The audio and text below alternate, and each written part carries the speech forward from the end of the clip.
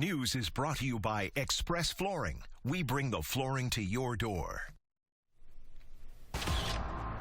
A couple of weeks ago, Houston ISD officials and volunteers went door to door to find thousands of students who have not returned to school.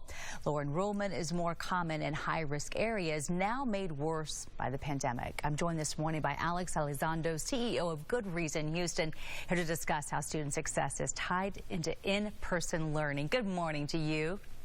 Good morning. Can you bring us up to date and tell us what enrollment records look like right now? Yes, sadly, districts across the city and across the state are seeing enrollment lows because of the pandemic, and pretty significant ones. For example, Houston ISD right now is sitting about 15,000 students below pre-pandemic enrollment. What do you feel like is keeping from returning to school? Are you getting any indicators of what's happening here? Are families still scared of COVID? There are three main sets of students that are struggling to come back to school. One is pre-K and kinder students. Families are afraid to put their youngest children, who often feel like the most vulnerable children, back in school. And our enrollment is sitting at about 85% of pre-pandemic levels right now for pre-K and kinder. High school students also, because of the economic uncertainty in their families, are leaving school to go to work.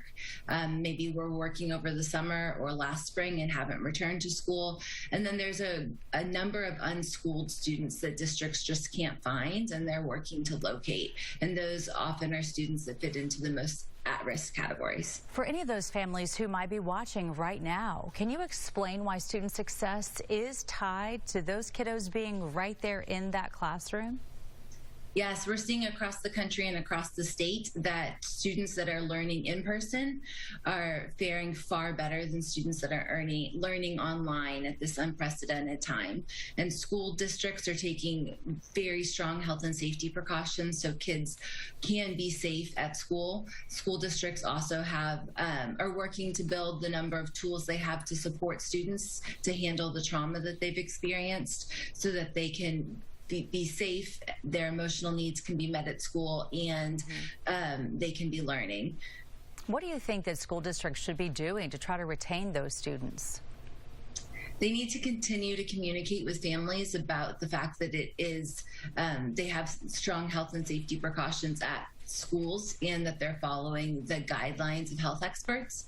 They also need to continue to communicate to families that learning in school is better than learning online, especially for economically disadvantaged students. And then lastly, school districts need to keep training and upskilling their teachers, because teachers have far more challenges to deal with in the classroom at this time, and making sure the most rigorous curriculum materials are in front of students so that they can close the learning declines that they experienced over the last year. And Alex, we're out of time, but can you quickly tell us about your webinar taking place this Wednesday? Yes, Good Reason Houston pairs school districts with experts in a variety of different fields. Our webinar this Wednesday is led by Momentous Institute and Fuel Ed, talking about the mental health supports provided to students and teachers during this specific period of time in our country and our city. It's great to know about it. Thank you for taking time from Good Reason Houston to explain all of this to us today. I know it'll make a difference, hopefully, for families. Thank you. It's 8:42 right now. Up next,